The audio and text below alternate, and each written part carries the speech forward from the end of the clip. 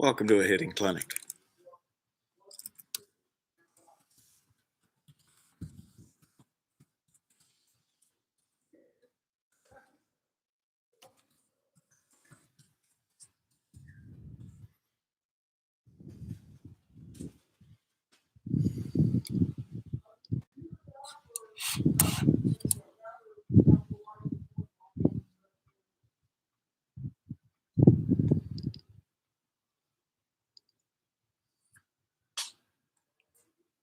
Afternoon, third fastest.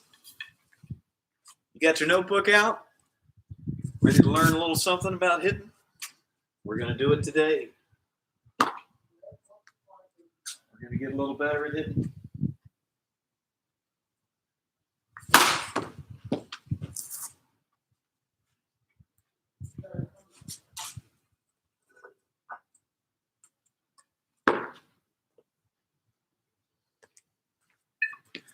Let's go live on Instagram as well.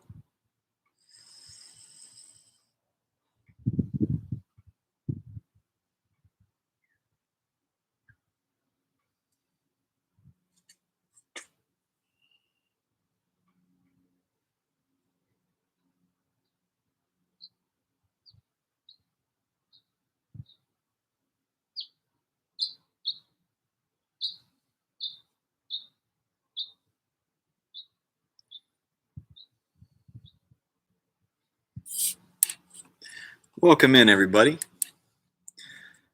Check in with your nickname if you can. That way I know who's with us in class. Little Tizzle in the house. Gonna get better at hitting today. Sleepover in the house. Woofy. Lambo. You're all ready. Get your notebooks out, kids. We're gonna learn a little bit about hitting, and if you've got a setup similar to mine, maybe you've got a net or a tee or something like that, perfect. But I'm just going to run through a very basic, but it's something that a lot of pro hitters do, just 20, 25 minutes of tee work, kind of a good warm-up routine that if you are serious about getting better at hitting, maybe you want to do this every single day. So it all starts out with just some dry swings. And you might have heard a couple days ago, we were talking about the Rod Carew drill, where he would pick out 9 different pitches: high and in, high middle, high away, and then you've got the middles, then you've got the lows, 9 different quadrants. And he would imagine those pitches were coming in, boom, and he hit those different pitches. Okay, so that's the first thing I'm going to do. High in, high middle, high away. Now I'll go middle in, boom. Now I'll go middle, middle, center. Now I go middle away, let it get a little deeper. That's basically at my waist, outside corner. Now low and in, at the knee, inside, right? That 2-seamer coming in on you. Low, middle, and low away. If this is your first Sandlot with Coach Ballgame, the expectations are, hey, get a notebook out, write down whatever you'd like to, and let's learn something. Also, any parents that are able to listen in, this will be huge for you. You'll be able to teach your kid how to work. So that's number 1, just some dry swings. Then you get the tee out. And everybody's a little different, but the first thing I like to do is really think about center field. I think that gets me in tune with the barrel of my bat and the baseball. I get connected. When you break it all down, this part of the bat and the baseball, they need to be like twins. They need to be very, very connected. So when I think center field, that's when those two things happen. So I'll usually do about 10 swings where I'm just working to try and hit the ball somewhere towards center field. It might not happen every time. I might hit it on the ground. I might hit it up in the air a little bit, but I'm not trying to pull it. I'm not trying to take it the other way. I'm just trying to hit it somewhere towards center field. And I can tell right away, okay, I'm starting to pay attention to the ball a little bit more. My barrel is finding the baseball a little bit more just by thinking center field. All right. So in your notebooks, if you're jotting this stuff down, which I think is super important, you've got your Rod Carew drill and you've got center field. I think with each different set,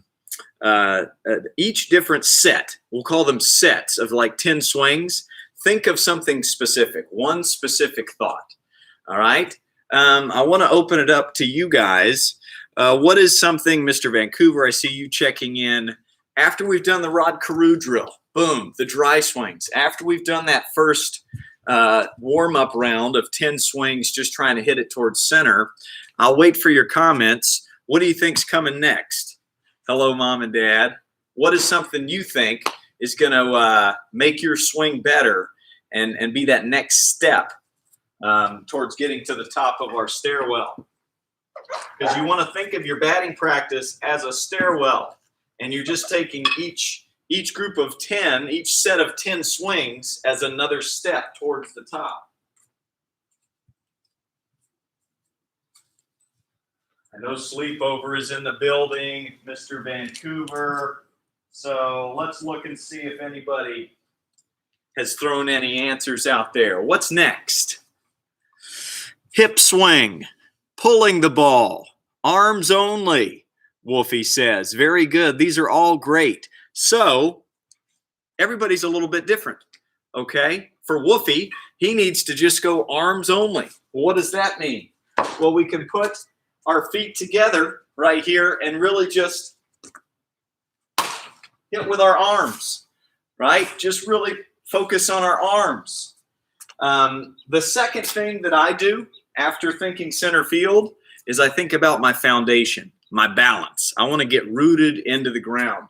So I'll usually get a couple of markers and I'll get to a comfortable spot with my width of my feet. And then what I'll do is I'll just get a little bit wider than what I think is comfy. And then I'll sit down. I'll sit down in that space and I'll really over-exaggerate and focus on the word balance. With every swing, I'm still thinking center field because that helps me stay in tune with the ball.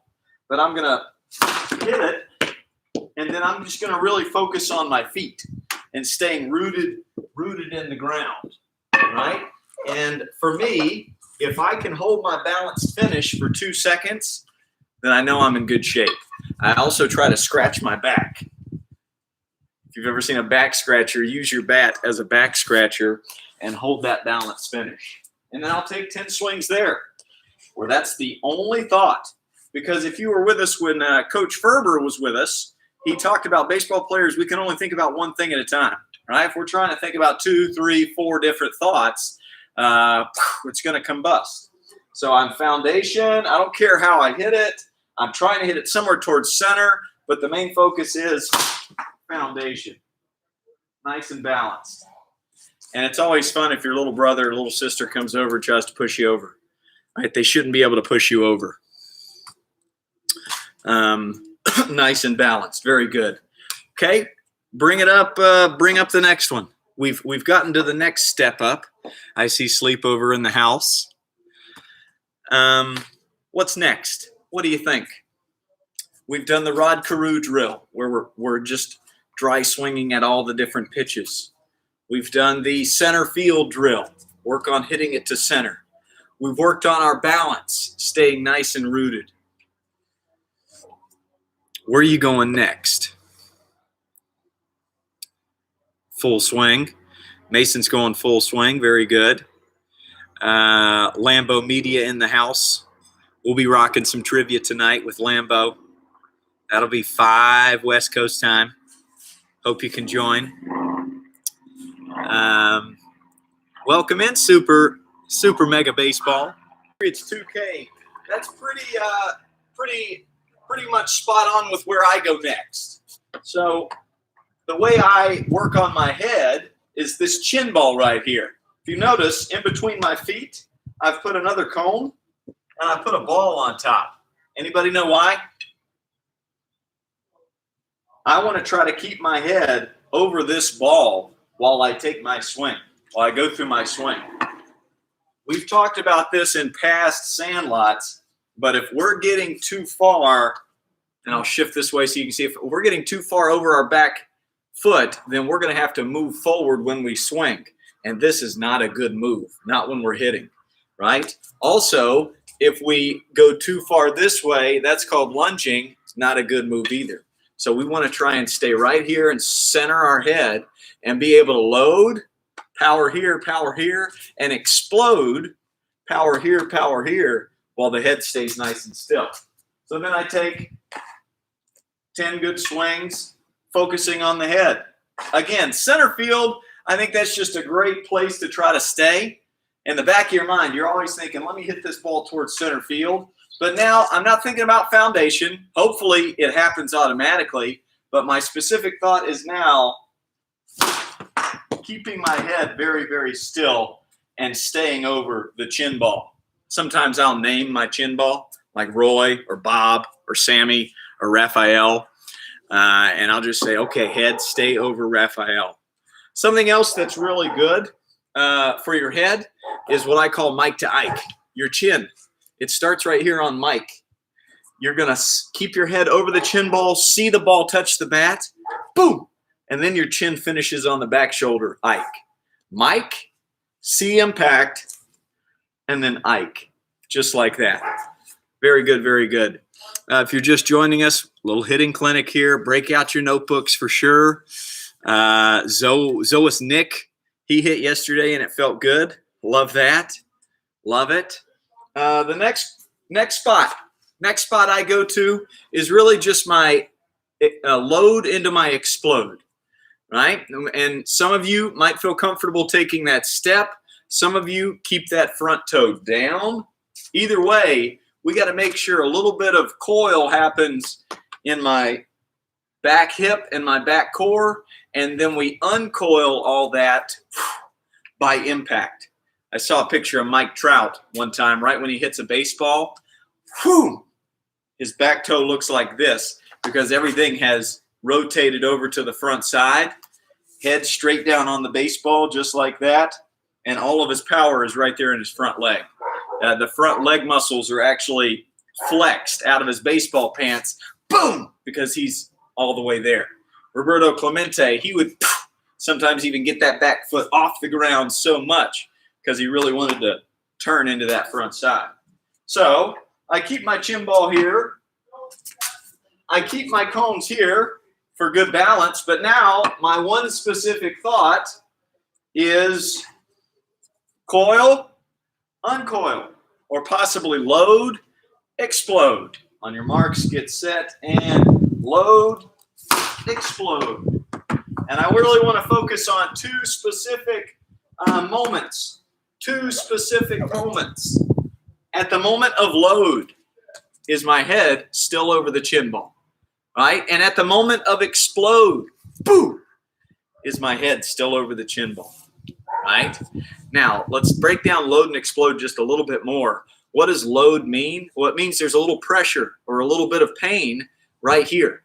And we talk about this flashlight, and Coach Cameron Monger with War Stick the other day talked about this thing, boom, just shining on the catcher's mask. That little turn right there, that gives a little pressure right here and here. I feel a little bit of pain. Okay, that's power. And we take that into the baseball by transferring that weight over. So I kind of check in with myself at my load, right? Do I have pressure back here? And is my head still there? And then I go, boom, right when I met the baseball, whew, had everything gone here. I see a lot of kids, they have a good load, right? They get a little pressure back here, they coil, but then they hang back and they just use their arms when they explode, okay? And what that happens is when that happens, your back shoulder drops and there's no power into the baseball. So you really have to feel like that starts the swing right here. This Cameron Monger also talked about how our hands don't really get into the mix until the barrel's in the hitting zone. Now the hands can take over and try to adjust to wherever the ball is and what the speed might be in case we're fooled. But the move is just there and there. Boom, boom. Try that with me. Load, explode. Load, explode. The bat is listening to this part of our body for the load and explode. Load, explode. Good. Very, very, very good. Cool. Now, I want to do a little drill with our step, okay? Because it is okay to pick that foot up and put it back down as long as you're ready, all right? I have a lot of kids that come to me and they're 8, 9 years old, and they say, hey, Mike Trout takes a big step, or he picks up his front foot and puts it down. Can I do that too? And I say, maybe, maybe not. I want to ask this question. What kind of things let you know that you are ready? Or I'll say it the other way. What kind of things might happen when you pick this front foot up that let you know, I'm not ready? What side effects might happen? We've got a baseball trivia tonight at 5 and 6. So we've got 2 straight hours of trivia tonight.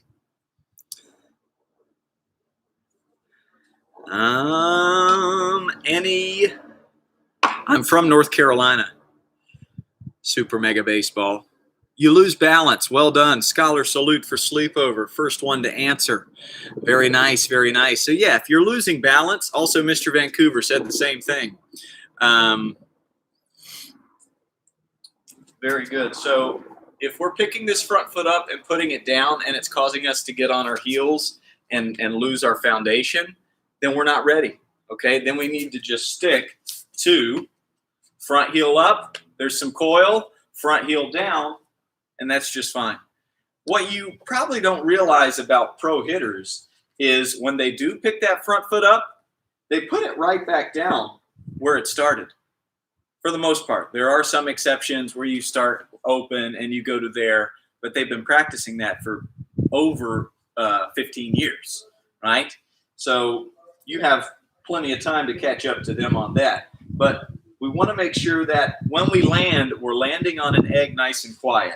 So the next drill I like to do is kind of a pause drill where I go ahead and coil and pick my front foot up, right? I pick it up and land, but I still want to make sure my head's over the chin ball when I land, and I want to make sure there's still some pressure right in this backside when I land. Because if I land and all of my weight has shifted to the front side, no power and no bat speed, right? So we pick it up and put it down, and we freeze, and then we go, right? You can call that the freeze drill, whatever you want to, but it's something great to do when you're working on throwing too, right? Get to a nice powerful position and then fire, right? Check your boxes off. So again, we pick the front foot up and put it down, and by the time we land, boom, our flashlight's now shining on the catcher, and when we feel good and balanced, head still over the chin ball, boom. Then we can drive into that front leg. Good pause drill right there. Evan Hayfar has joined. So has Sod Busters. Welcome into our hitting clinic today. So just to recap, if you're just joining us, I'm just going through a little 25-minute program that you can do off of a tee every single day. Number 1, and write this down in your notebooks, the Rod Carew drill. Just 9 dry swings where you're taking 9 different pitches, high and in, high middle, high away, the middle, the low pitches, the 9 different quadrants. Take practice swings, imagining all those different pitches. Then we get on the tee. Find something that gets you connected, ball to barrel. For me, that's center field. So that's my key for the first 10 swings. Second is balance. I want to make sure I'm rooted and all I'm focused on is good balance. Third is my head. I want to make sure my head stays still. So it's right here over the chin ball. Boom. Fourth, let's check in with our load and explode, right? Coil and uncoil, just like Mike Trout, while our balance and our head stays where it's supposed to. Now, once you've done the 5th drill, which is to pick it up, put it down and pause drill, now you can start to focus on different kinds of pitches. All right? The beauty of the tee is you don't just have to work on a pitch right down the middle. I can move my markers to here. I can adjust it to right here. And now I can still hit it into the net, right? But I'm practicing an inside pitch, right? Now, how do we hit an inside pitch? Somebody tell me. Where do I meet that pitch? How do I hit that inside pitch? Do I meet it late? Do I meet it early? What do I have to do to be able to hit that inside pitch?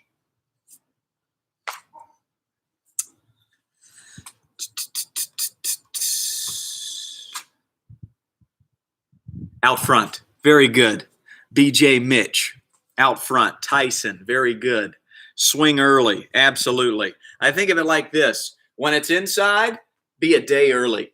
When it's down the middle, swing on time. When it's outside, be a day late. Okay? So if you have this net right here, I'm going to imagine center field is just to the right of it over here, and then I can pull it into the net.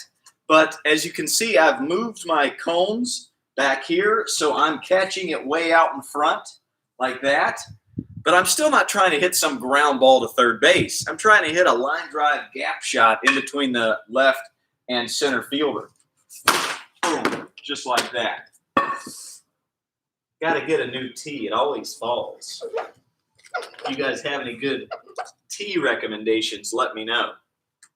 But if you have this set up and you can go take some hacks, take 10 good swings on the inside pitch. Now, here's the key.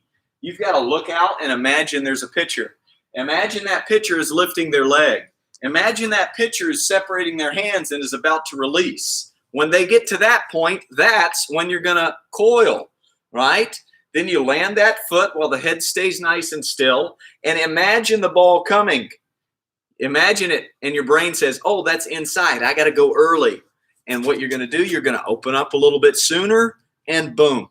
Now, the key here, and a major flaw with the inside pitch, is kids pull their head too. You do have to open up to be able to get out in front and get that angle right. But your head, it's got to stay behind the baseball. It's got to stay here. Your eyes, boom, they got to stay there where impact happened. Very good. A Tanner tee. Got it. Welcome in, Matthew. Catch it out front. So I'm working on 10 here. And now, hey, you can get everything going. Remember, we're only thinking about one thing at a time, which is meet it out front and hit a line drive over the shortstop's head. But hopefully everything that we've built up to, we can do correctly. We've got a good coil and then an uncoil. We've got good balance. Our head stayed over the chin ball. Yes, yes, yes. Good things. Now, then you can adjust to the outside pitch.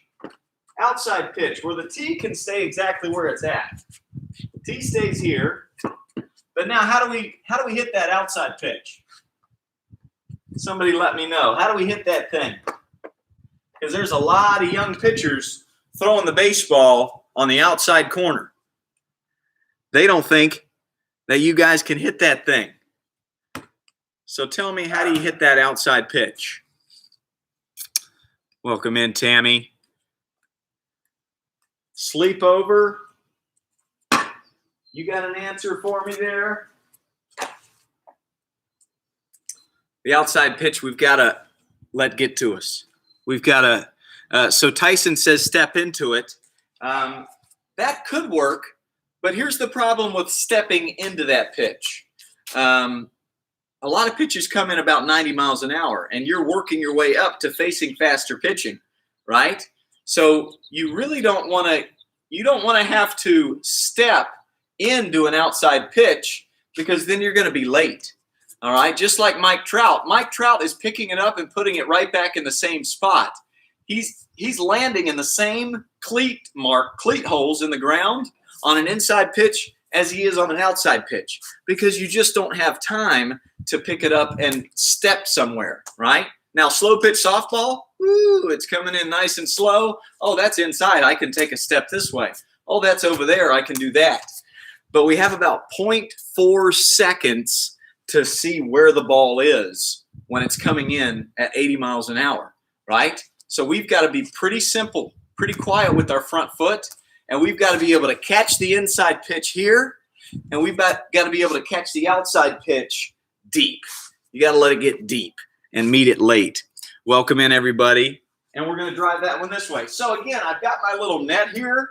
Now, center field is to this side of the net, and I've moved my stance up to where I'm going to meet the ball somewhere in the middle of my body. Sometimes I'll even go even further up and meet this ball off of my back leg a little bit, just to over-exaggerate and practice hitting this pitch. I was not very good at this pitch. Raise your hand if the outside pitch is tough for you. It was very, very tough for me. The thing that helped me a lot, the T drill, this T drill right here. So we set it up now where the net is basically my right fielder. And I'm just going to practice coil, uncoil, and I've basically erased the left side of the field. I'm not hitting anything over this way. I've got to hit everything deep in the zone and meet it so it goes towards right field. Now, something else that's necessary when you're waiting and you're trying to let it get deep and hit it towards the opposite field, you got to smooth out your swing, okay? You can't just go at it 100% because then you're going to get it off the end of the bat. Would you rather go 100% and hit it off the end or go 80% and hit it off the barrel? You want to go barrel all day long, all right? So I'm here. I'm going to meet it somewhere in the middle of my stance. I load. I explode. And for me, I think 70% of the pitches that I ever saw were outside. So I practice this drill 70% of the time. If I hit 100 balls, I'd practice 20 inside, 10 middle, and 70 outside. Because you know all those pitchers, they don't come inside, not at a young age. They do when you get older, maybe minor league baseball, maybe college. But so many pitches are outside. And I see a lot of young hitters that take that loud front foot and they bend over and they wave at it like this. No, no, no. So we want to have that quiet front foot. Let it get deep, let it travel, and then boom, smooth towards right. This is a super, super good drill. Load, explode, boom. And hey, you want to keep on going, go outside a little more, go a little deeper as well. This is maybe 2 inches off the outside corner. I still have my chin ball here. I want to make sure that my head stays over this ball, right? And now I might have to move my stance a little bit more this way because I want to make sure I hit it into the net, right? So I'm here. I can open up there. So now I've got left field over here. Erase that. I've got center field right there. Erase that. This is an 0-2 pitch, and it's 2 inches off, but the umpire is going to call that a strike, so I got to figure out how to hit it. I don't want to bend over like this. Hopefully I want to be able to stay strong and maybe get a double or a triple down the first base line. All right, but that's how you can work the different types of pitches. Then you can move the tee up or down, and you can do the Rod Carew drill off of the tee. You can hit all 9 quadrants just like that. Cool? Awesome. Now, once you've gotten that drill done with and you've worked inside, middle, outside pitches, I always liked to use my imagination like I was in a game. So I'd look out at the net and imagine there's a pitcher, and I would just play a game. So that's what I'm going to do right now. I'm going to play a game. Imagine I'm in that game, and I'm facing one of the best pitchers in the league, and it's no balls, no strikes, and I'll say timeout to the imaginary umpire, and I'll look down at the imaginary third base coach. He gives me the sign to swing away, and then I get in my stance, and I play my game. I see that pitcher. I notice he's got blonde hair. He's pretty tall. He throws it pretty fast. I see him lift his leg. I see him separate his hands. I see him throw that pitch. Boom. Just like that. Ground ball to shortstop. 0 for 1. Now, I want to break that swing down a little bit because this is a great way to kind of be your own teacher. I missed the net and hit it low into the pole right there, which kind of means I got around it. Why? As water sliders joined the building. Why did that happen? McBomber, Kevin Sean, Sleepover. Why did I hit a ground ball to shortstop instead of a line drive into the middle of the net like I wanted to?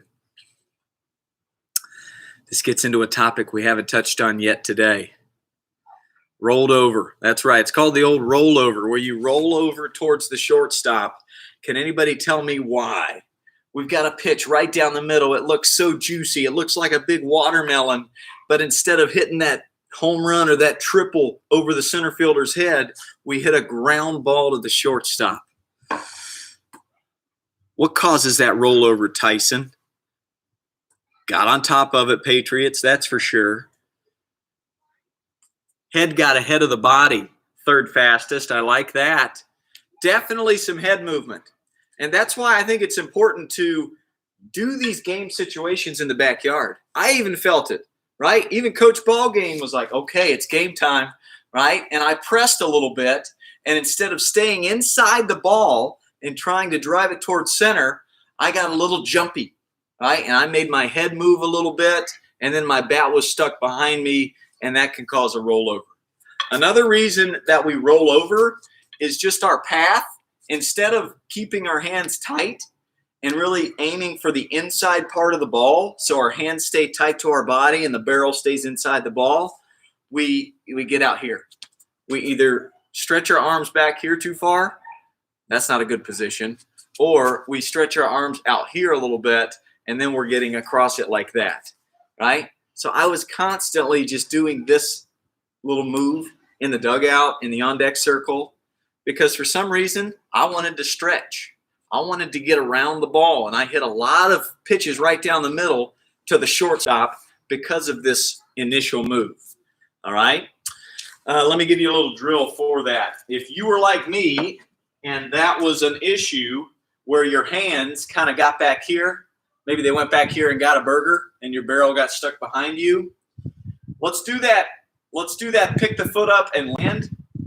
Right, and pause, and then these hands, let's take these hands somewhere here, somewhere near the chin, somewhere near the cheek. I call it the cheek drill, and then swing from your cheek. Great drill to teach you good hand path, good bat path, right? It teaches you to take the hands out of the swing a little bit. Remember I said the swing comes from here, and you're really just making this move happen and your hands stay tight to the body. But when the hands get a little too loud or spicy, then they start going back here. They start going out here.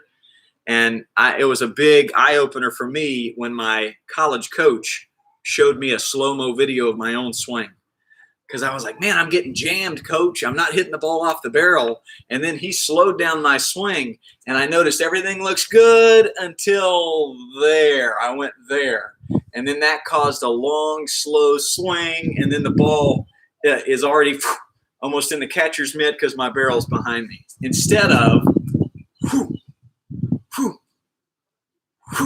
really moving forward. Do we want a big swing backwards or a quick swing forwards? Quick swing forwards with this and this. Just like that. Good. So 0 for 1. 0 for 1. Okay, second at bat. I look out. It's the same pitcher. We got runners on second and third. Time blue.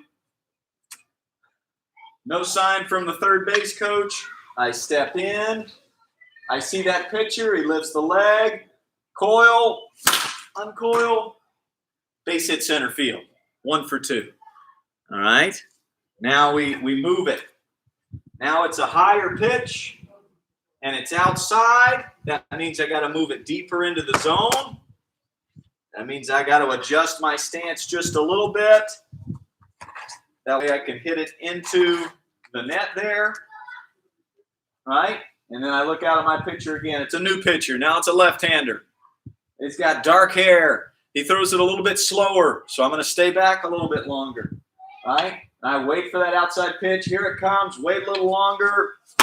Boom. Double to right field. 2 for 3 so far. Not bad. I think it's important that you put yourself in those kind of situations. Get that heartbeat going a little bit. Maybe you even got your siblings out there and they're on the other team. But you know how you hit it when you hit it into the net or you hit a wiffle ball off the tee, and you can tell, oh, that's a single or that's a double. And then you can end up playing games in your garage or in your backyard, even if it's just with a wiffle ball. So that's kind of how I warm up. And that ended up taking about 30 minutes. But again, if you joined us late, get your notebook and write this down. This is kind of how I warm up with my batting practice. If you were here for the whole thing, then you can go find your tee, find your wiffle ball, find your bat, and you can go start doing these drills in order. But we've just gotten to the top of the stairwell with our hitting program today, and it starts with center field, right? I want to hit that ball off the tee and just think center field. Each group of 10 swings has a certain thought, and the first one for me is center field, gets me connected. 2, foundation. I want to make sure that my feet are rooted in the ground, and every swing I take, boom, I don't care where I hit it. I'm not thinking about the center field thing now. I'm thinking about the next thought, which is, am I rooted? Am I like a tree? Foundation.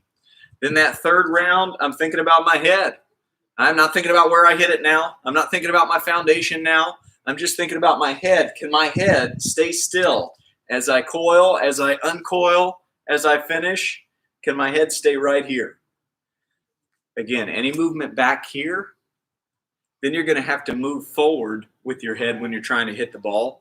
When your head's moving this way and the ball's moving this way, it makes it look like it's going a lot faster.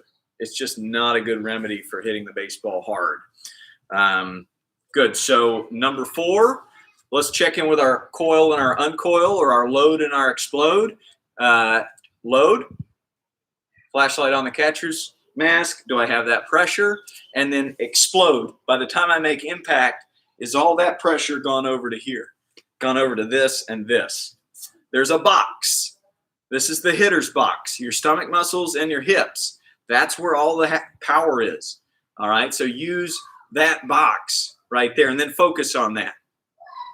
The 5th thing we did was our step drill, where we'd pick that foot up and we land it and just check and make sure our head's still nice and still and there's still a little pressure in this backside. We need this pressure to stay back here until barrel goes forward.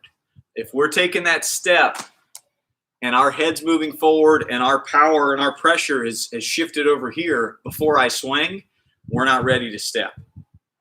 And then from there, we just move the tee around for inside pitches out in front and outside pitches, let it get deep. And then do a game situation. And that was 30 minutes off of a tee. It's good stuff. Good stuff. Yeah, we don't want to be off balance. So, kiddos, thank you for joining our hitting clinic. As always, here at the Sandlot, if you have any questions, throw them at me.